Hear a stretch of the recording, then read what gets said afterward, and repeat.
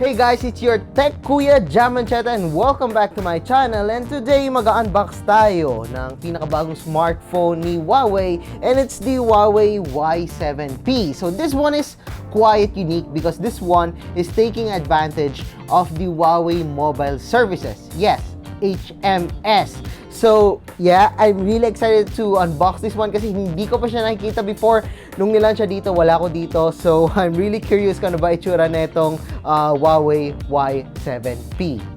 So, bago natin unbox si smartphone, let's check out the specifications of the Huawei Y7p. So, the smartphone comes with the Kirin 710F processor, 6.39-inch HD Plus display. We got 4 gigs of RAM, 64 gigs of internal storage. There's a 48-megapixel triple lens camera, an 8-megapixel hole punch front camera. We got also here a 4,000 mAh of battery, a fingerprint scanner, and of course, it is still running on Android. Again, it's still running on Android, but it's taking advantage of the Huawei mobile services. So, what are we waiting for? So, let's unbox and let's take a closer look at the Huawei Y7p. Alright guys, you're looking at the Huawei Y7p. As you can see here, we got here the design, the hole punch camera, the 6.39-inch display of the smartphone. Yeah, and then the one that we got comes in midnight black. So, time to unbox. Okay, so we got here the smartphone. Okay, wow. Okay, so as you can see here, we got here some light refraction dito sa likod. It's really cool. I do like the effects that we're getting in here. Okay, so let's remove this one. So, let's see the effect. There we go. So, you can see here that we got some light effects at the back of the smartphone. It might look like a black na smartphone, but once you look at it closely, it's actually may light refraction, may parang rainbow effect sa likod, and it's really cool. Of course, we got here the jelly case, the card pin, the micro USB to USB-A cable, and of course, the 10 watts charger. So you already know what's inside the box of the Huawei Y7p. Now let's check out the smartphone. Alright, so you are looking at the Huawei Y7p. I do like the design of this one. The light refraction effect at the back is really something na it's really unique. I'm not sure if you could see that in this camera, but in this camera, I think makikita nyo na may konting effect siya, like rainbow na effects pag dumadali siya sa light. So, medyo mahirap siya makita pero nandito siya. Yeah, nandito siya mostly. Then, pag tinitignan mo yon, so minimal lang yung effect niya. What I like about it is that it's a minimal effect lang pagdating dito sa likod. Hindi siya ganun ka parang, you know, na nakakaano sa mata na parang, ay, sobra namang rainbow naman na effect, no? Sobrang chromey naman na effect. It's more on nandito lang sa sides, nandito sa gitna, may minimal lang talaga siya. And that's what I like about the Huawei Y7p pagdating sa design. So, at the back, medyo malinis pa rin siya tignan. Of course, we still got here the Huawei logo.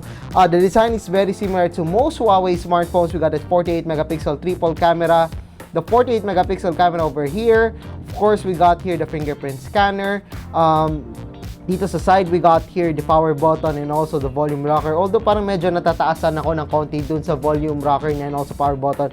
So, nandito siya sa part na to. So, pag ginanto ko siya yan, medyo may konting taas. Pero, it's not that annoying for me. I mean, it's still very accessible and wala naman akong problema sa ganong reach pagdating dito sa Huawei Y7p.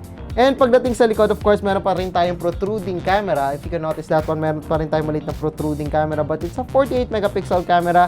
And in my experience dito, na-try ko lang siya kanina, the 48-megapixel camera ng Huawei Y7p is still an improvement over the previous smartphones na na-review natin before. Surprisingly, maganda yung nakuha. Mas maganda yung nakuha ko dito. Hindi ko na-expect na ganon.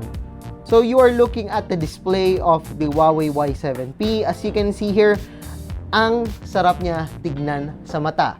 Bakit? We got here the hole punch display dito sa unahan, hole punch camera, and that is actually minimalistic yung dating niya para sa akin. I love the designs ng mga smartphones sa may hole punch camera nandito lang sa left side. It's not the first smartphone na may gantong hole punch design, but this one, gusto ko yung pagkakagawa niya dito. Medyo maliit lang siya. And I think it's not distracting masyado pagdating sa display ng smartphone. The display is actually pretty good. Hindi siya ganun. Actually, for a mid-range smartphone, for $9,990, I think this one is kind of okay. na display. The colors are bright, the colors are vivid, the viewing angles are pretty good. It's not the best display that I've seen on a smartphone, but the Huawei Y7p is actually pretty fine for me. Although meron pa rin tayong bezel dito sa side, bezel dito, bezel dito, bezel dito, and of course meron pa rin tayong small chin sa baba. Some people might think that, come on, yung Huawei Y9 Prime 2019 merong pop-up camera, so may full screen display. It's still a different market. This one is a hole punch. Sa mga may ayaw ng pop-up camera, I think this one is the smartphone for you if nandun yung budget segment niya, if you want a Huawei smartphone. I mean, the hole punch display is, again, ang sarap niya tignan sa mata. And for a hole punch display at 9990, I think that one is one of its unique selling point pag kinuha mo, pag gusto mo talaga ibenta tong si Huawei Y7p. So as you can see here, the UI is very much similar to other EMUI smartphones. So this one comes with an EMUI 9.1.1. It's still based on Android 9 Pie. And then of course, meron pa rin tayo ditong mga applications na pre-installed from Huawei. We got here the AppGallery, which is basically the only apps are available in this smartphone right now. Kasi pwede pa naman tayo mag-install ng mga APK Pure or other applications or if you want using the Huawei browser. And of course, we got here the top applications. Basically, we got WPS Office, we got News, and then of course, we got the Ride Mode, Agoda, the other tools and everything. So basically, it's the basic applications, the basic pre-installed applications na makikita nyo sa isang Huawei smartphone. Now, you might be asking, nasaan si Google Play? Guys, we do not have Google Play in here, but we got here the Huawei AppGallery. It is also the same App Store na nakikita nyo dun sa Huawei Mate 30 and the Mate 30 Pro series. It's the AppGallery. It's the world's third largest App Store according to Huawei. And just in case nag-worry kayo, how about the other applications na wala sa Huawei AppGallery? Guys, you could install pa rin dito yung mga APKs. It's still running on Android, so if you want, you could go to APK Pure, you could go to APK, I don't know, there's a lot of websites that offers a lot of APK, and ma-updated kayo doon with Facebook, Messenger, Instagram, and everything that you need. So, in my usage ng Huawei Mate 30 Pro without the Google Play, actually okay lang sa akin kasi nabuhay ako without that. I've been using the APK Pure. Yun talagang ginagamit ko. And of course, nag-download na lang ako ng mga ibang APK na mga kailangan ko. But of course, sa mga tao na hindi masyado nakakaintindi nun, isipin nyo na lang, it's like Windows downloading an .exe file, then in-install nyo doon sa PC nyo. It's like that APK for Android, install kayo, then automatically, poof, nandun na siya sa Android smartphone nyo, like the Huawei Y7p.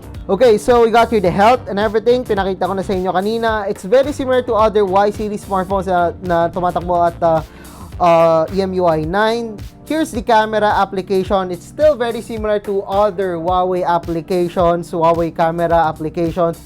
We got here the AI. We got here, of course, the high vision, which is basically the lens, the smart lens.